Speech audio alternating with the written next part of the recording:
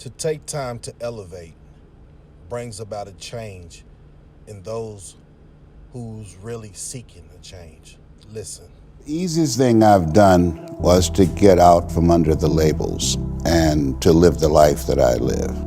The most difficult thing I've ever done was to believe that I can do it. The difference is that when you don't know what's impacting you, and it's something that's holding you down and you're not aware of it.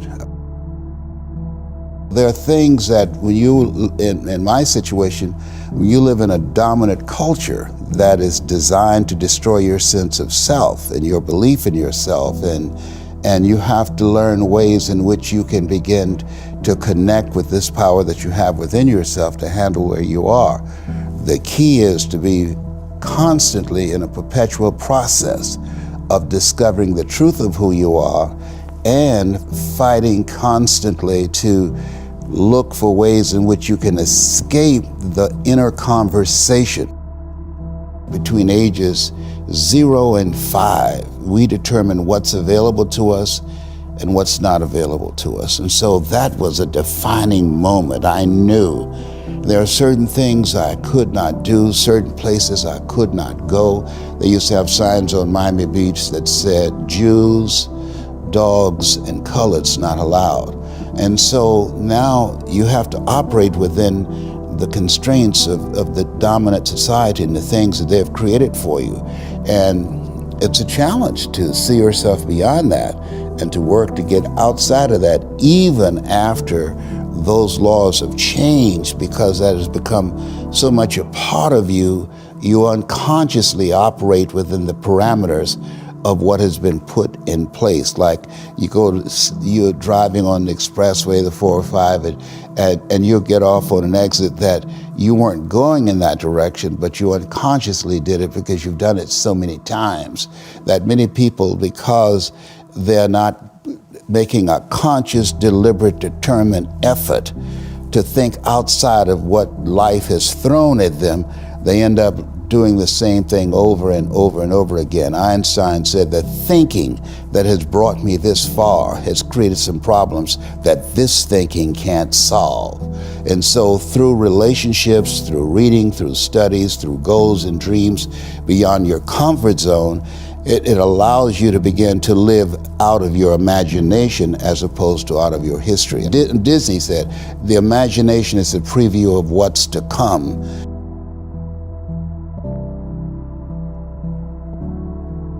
They have to expose themselves to something that will give them a different vision of themselves. And in addition to that, they have to put themselves in a community of what I call OQP, only quality people. A gentleman who dramatically transformed my life, I was a junior at Booker T. Washington High School in Miami, Florida, and I went in his class looking for another friend, and he said, go to the board and work this problem out for me. I said, sir, I can't do that. He said, why not? I said, I'm not one of your students. He said, do it anyhow. And the other kids started laughing, saying, he's Leslie, he's DT. And he said, what's DT? His brother is smart, but he's the dumb twin. And I said, I am, sir. And he came from behind his desk and he pointed at me, he said, don't you ever say that again. Someone's opinion of you does not have to become your reality. And he taught me 3 things. He said, if you want to become successful in life, young man, he said, number 1, you got to change your mindset. He said, you don't get in life what you want, you get in life what you are. Number 2, practice OQP, only quality people. You earn within $2,000 to $3,000 of your closest friends. I found that out. I left all my broke friends. I said, y'all gotta go. Because I used to be so broke, I'd pass a bank and trip the alarm, you know? And the 3rd thing he said, develop your communication skills, because once you open your mouth, you tell the world who you are.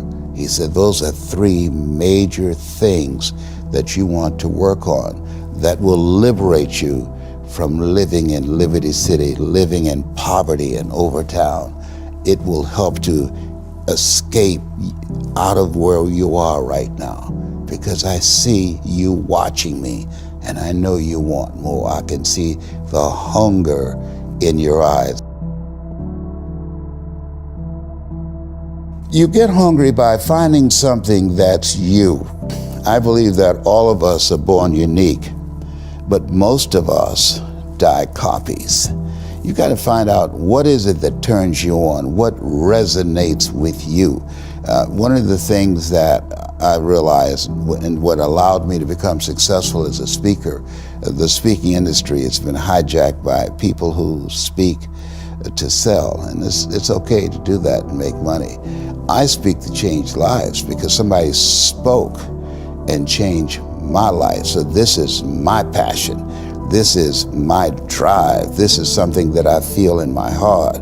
And so the key to that hunger-driven life is a heart-centered life. I didn't do what I'm doing for years because of my programming, because of the culture in which I was raised in. I would see other people with degrees and PhDs and MBAs and credentials I don't have, and I convinced myself I couldn't do it. But Mr. Washington, on that day, we became friends, and he taught me not only someone's opinion of you does not have to determine your reality.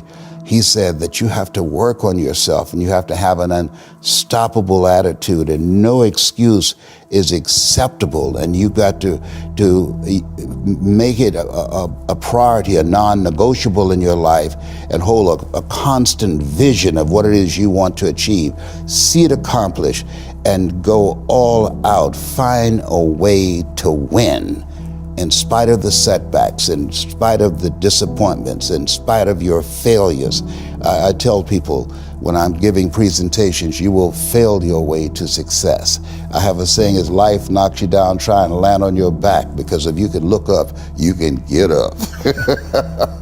And so those experiences of going after goals that's beyond your comfort zone, and having relationships that will challenge you, and surrounding yourself with coaches and mentors who can take you to a place within yourself that you can't go by yourself because you can't read the label when you're locked in the box. And so those experiences, they challenge you to go to that next level and continue to move forward in your life, doing new and exciting things that eye has not seen, ear has not heard, nor has entered the heart of mankind what God has in store for you when you live a heart-centered life, deciding that you're going to live a life that will outlive you. You're going to live a life that counts, a life that will build a legacy and change the planet. You know, Horace Mann said, we should be ashamed to die until we've made some major contribution to humankind. And so my goal is to make a major contribution to humankind.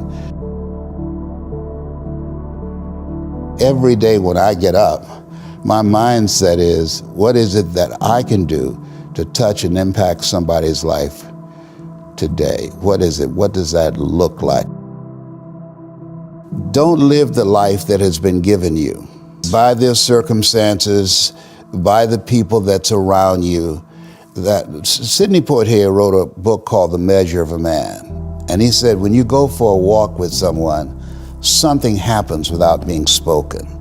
He said, either you adjust to their pace or they adjust to your pace. Whose pace have you adjusted to?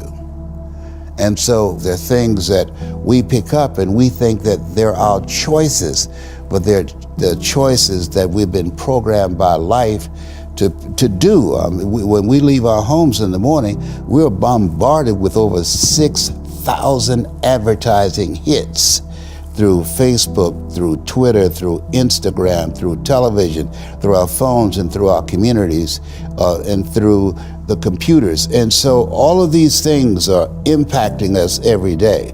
So if you don't have a program for your mind, then your mind is going to be programmed, and you'll find yourself doing things that you did not know, and that they affected you, that they, through marketing techniques and strategies, that they will create a thirst within you. I came up in an era that said if you built the best mousetrap, the world will be the path to your door. But if you know marketing, people will sleep outside your store to buy a telephone they've never touched or seen.